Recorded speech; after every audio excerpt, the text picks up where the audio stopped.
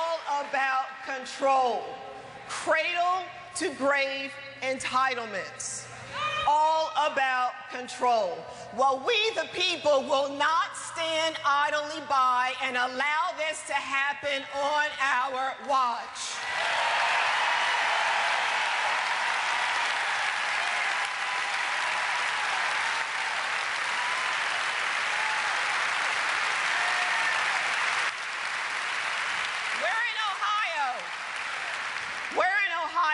Coal state, 80% of your electricity comes from coal.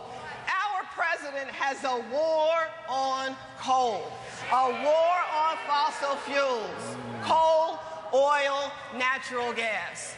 That means it's a war against we the people.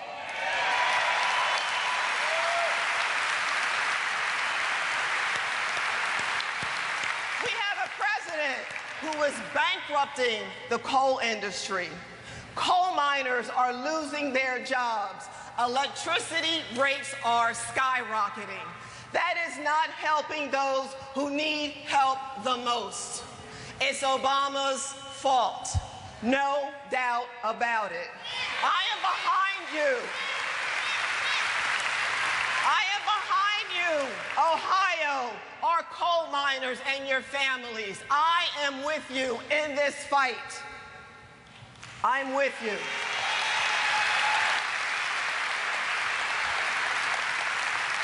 A 175 coal-fired power plants are supposed to close across the country. In Ohio alone, 30 will close. Jobs, higher electricity rates. It is a war against hard-working taxpayers.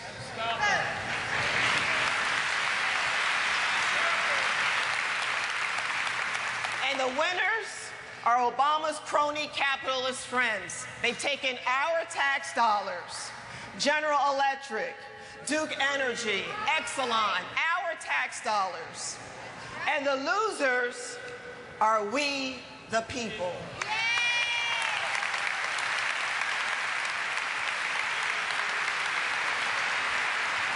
It is wrong to bankrupt companies.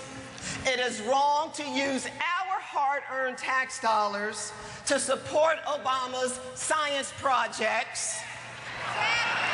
It is wrong to cause Americans to suffer from reduced living standards. It's all wrong.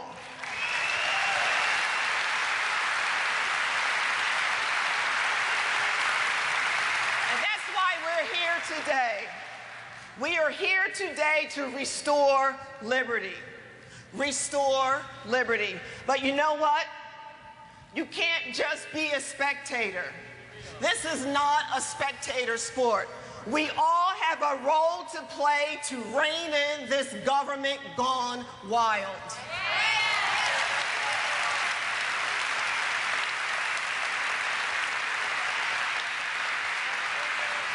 I am playing my role. I wrote a book called Blacklash. I am playing my role.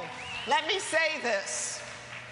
If our military personnel, and God bless them all and their families, if they can stand on the line for liberty, risking their lives to keep us free, the least we all can do is hold the line for freedom in this country. Hold the line. Parents, if you have a teenager at home, applaud. Let me get a feel here. I love that. That's all it ever gets. Some kind of half-hearted, weak, feeble clap. Listen to this one. If you had a teenager, they grew up and they moved out of your home, applaud. Yes. These are people who have healed from the wound. I believe teenagers are God's revenge on mankind. One day, God was looking down over his creation and said, hey, let's see how they like it to create someone of their own image who denies their existence.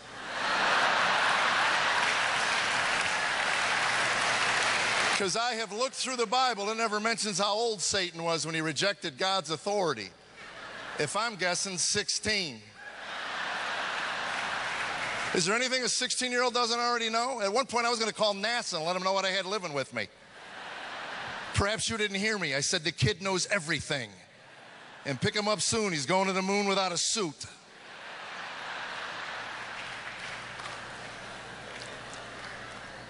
I have boys. I don't know about girls, but I'll tell you what, puberty with boys. My oldest boy went through puberty at 11 years old in a half an hour. I'm on the road one day. I call home. He picks up the phone. Hey, Dad, how you doing? What's going on? What's happening? The next night I called home. That same kid picked up the phone. Hello. Hey, who are you? Put my wife on the phone and get out of my house. I had a 13-year-old boy, 6'2", 230 pounds, walking around. His voice never dropped for months, going, hey, everybody, what's going on? What's happening? How do you keep a straight face during that phase of development? At one point, he was yelling at his brothers. We had farm animals showing up at our back porch. Get out of my room. Dad, they're in my room. They're touching my stuff. Calm down, man. There's 2 goats on the porch looking for you.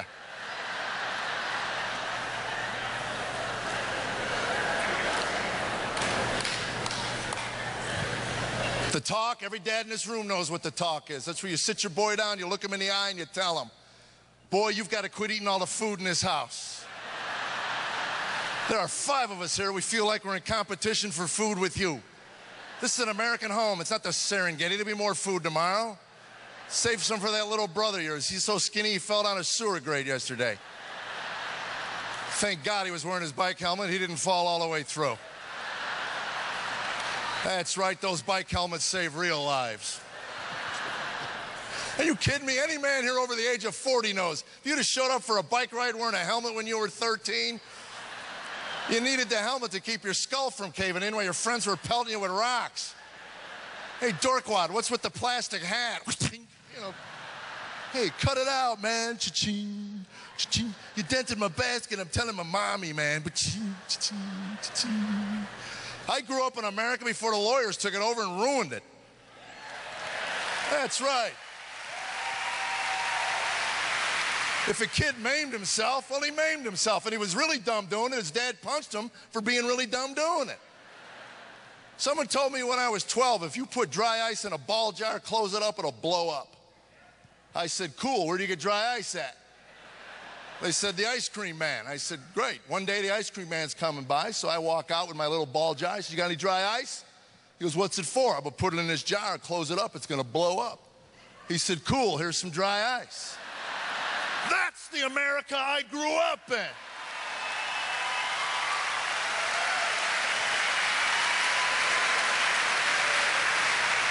And that night, my mother was picking shards of glass out of my forehead. My father moseyed in. How'd that happen? So someone said you put dry ice in a jar, it'll blow up. He goes, and you sat by staring at that jar till it blew up. I did. What are you, a moron? No, a moron would do it again. That's how you learn not to do something. It hurts. My nephew's coming by one day. I said to my sister, he's like 7 years old, where's he going? She said he's going rollerblading. I thought the kid was going to disarm a nuclear device. He looked like the Michelin Man, all foam, rubber, plastic coming by. She said, I don't want him to get hurt. Hurt, he could take a semi at 80 miles an hour. BB guns? Come on, guys. How long did you shoot a can with your BB gun before one of your friends said, you know, we could shoot each other?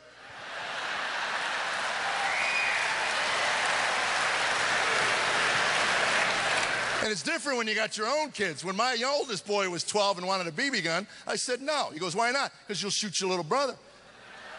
And he said, I won't shoot my little brother. I said, if I got you a BB gun and you didn't shoot your little brother, I'd have you in for a psychiatric evaluation. I shot my sister so many times, she told her husband her cellulite was BB wounds from me. Yeah.